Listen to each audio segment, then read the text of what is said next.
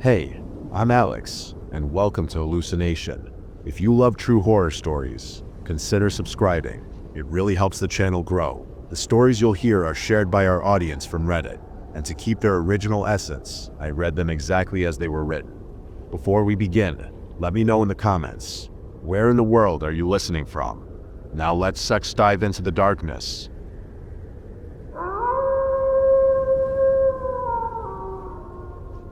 His eyes were bloodshot, shining with unshed tears. There was a sad, lost look about him that crumpled my heart.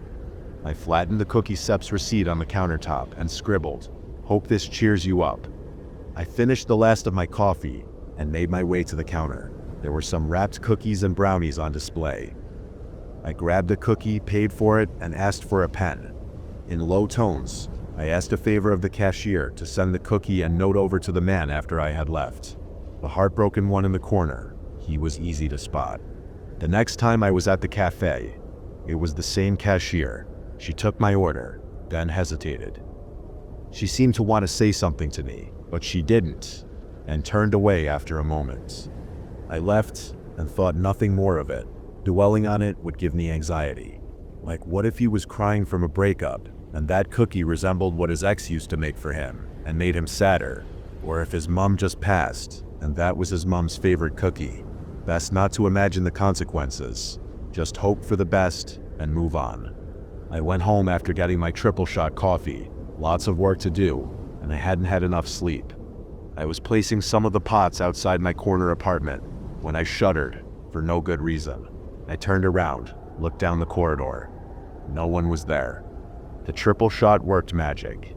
I finished the entire day's work by 3 p.m. and had time to tend to my plants. I repotted the 2 new babies my aloe vera plant had birthed. They were the 26th and 27th aloe vera babies. The mother plant was beyond fertile. I had to find a way to rehome them. My house was turning into a jungle of aloes. I quickly put up the handwritten sign, "Free aloe vera plants, help yourself," by the pots of aloe veras. Then I restocked the canned drinks I kept outside next to a sign that said, "Thanks for the delivery. Please help yourself to a drink," and went back in. I didn't leave my home until dinner time. I had a quick dinner out, got back, and noticed a little scratch on my door, around where the latch was. I must have scratched it with my keys at some point, but the feeling of being watched continued. I headed in, showered, and went to watch a movie in bed. I watched a rom-com, then 2, then 3, until I fell asleep. It wasn't a horror movie, but something felt off. The energy of my house felt off. There was a weird, almost viscous tension in the air. Then again, I had been pretty stressed in the past week. That was probably it. I skipped going to the cafe for my morning coffee. I was running up my bills. Instant coffee was going to be the norm for a while. A text popped up on my phone screen from an unidentified number. I woke up to my alarm the next day. I reached out from under my covers to switch it off. For once, I hadn't kicked the blanket off in the middle of the night.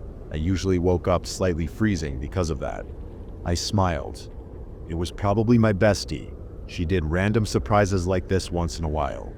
I raised an eyebrow and headed to my door. Sure enough, there was a takeaway meal at my door. "Good morning. Hope you enjoy the breakfast at your door." I was taking a bite of the pancake I found in the box when my phone vibrated again. "Who the fuck is Julie?" read the text. "Thanks, Julie," I replied. She had probably texted from the new work phone she had just got. I opened my mouth and let the bite of pancake fall out. "Who are you?" I replied. Julie wasn't one to swear, not in the years that I've known her. No reply. I threw it out. Heart thumping. I texted Julie on her personal phone. It took her only a few minutes to respond. It wasn't her. The breakfast wasn't from her. "Did you not like it?" came the text. "Who are you?" "How are you doing this?" I texted. I shrieked a little. I had thrown it into the bin at home. I hesitated for a moment, then I locked myself in my bedroom and called the police. They found no one. I told them what had happened, and they began a search for electronic devices. To the police's credit, they reacted fast. I told them that I believed someone might be in my home, and they were here in minutes. A camera plopped into one of my plants, one which showed the view of my living room and part of my kitchen. They found two. Another camera was in my bedroom, a tiny thing half hidden behind the knickknacks on my bedside table. I told the police about the scratch on my door. They concluded that someone had picked my lock. They were battery-powered cameras with their own Wi-Fi. The battery could last for weeks, apparently. I didn't even know they made cameras like those. I felt sick, like a cold creature had crawled inside my skin and settled itself among my innards. I couldn't think of anyone. There just wasn't much drama in my life. Up to that point, I couldn't imagine anyone I knew going to such lengths to spy on me. The police left after dusting around for fingerprints. I didn't know they still did that. They said they would investigate, compare the prints to mine to check for any stranger's prints. They didn't have the manpower to leave a protective detail or to provide any form of protection. I've just got to be careful and change my lock. Get a better one. They would investigate the number from the text and the recording devices too. The police asked lots of questions about exes, people I could have offended, any creepy colleague or person in my life. I'm not trying to hurt you. Please don't stop be scared of me. I love you. I got the lock changed in a day. I got the most heavyweight lock there was, one the seller claimed could not be picked. I installed surveillance cameras outside my apartment too. For good measure, I didn't install any in my home. I was paranoid about people hacking the feed to spy on me. I've never liked the idea of being recorded in my own home. I was just about feeling a little safer and somewhat back to normal when I received another text from another unknown number. Another text. How could you do that to me? I froze. How did he know? Were there more cameras? Did he bug my phone? I called the investigator in charge of my case, told him about the text. They told me to screenshot it, send it over. I did that once I hung up. I left the house, headed straight to the police station. I was about to head in when another text popped up. My phone vibrated again. I told you I loved you. Why did you call him? Don't you dare go in there. That will make me really mad. I went in anyway, met with the officers in charge. They sent me home, accompanied by an officer, and told me to stay home as much as possible and try to be accompanied by friends or family when out. Then they left, after a sweep around my floor to make sure no one was around. I was on edge the next few days. Sleepless. No amount of checking the door lock made me feel better. I ordered delivery for all my meals, didn't step one foot out the door. I made the delivery guys leave the food at the door and opened it only when I was sure they had gone. It was when my coffee from my favorite cafe arrived that I remembered the cashier, that strange look she had on her face. It was right before all the crap started. I took a taxi straight to the cafe. I wasn't going to risk being out longer than I had to be. I got lucky. The same cashier was working at the counter. I approached her, and her eyes widened. I looked down and realized what a mess I looked. I hadn't showered in days. I was wearing food-stained home clothes. My hair was straggly and messy. I remembered the last time I looked in the mirror. Black circles around my eyes, face pale. Suddenly self-conscious, I smoothed my hair back as well as I could and spoke as calmly as I could manage. You. The last time I saw you, you looked like you wanted to tell me something. I tried to remember our past interactions, anything that would stand out. I got that cookie for that guy, I said, the memory popping up. She stared at me for a while, confusion apparent on her face. She didn't remember me. Her eyes widened further, and her lips parted. Oh, you. She looked me up and down, a crease forming between her brows. I wanted to tell you that, well, the cookie guy, the guy who looked sad. Tell me. The guy you got a cookie for, he kept asking about you. He wanted to know who bought him the cookie, wanted footage from our surveillance cameras. We denied him that. Of course, but then he guessed it was you.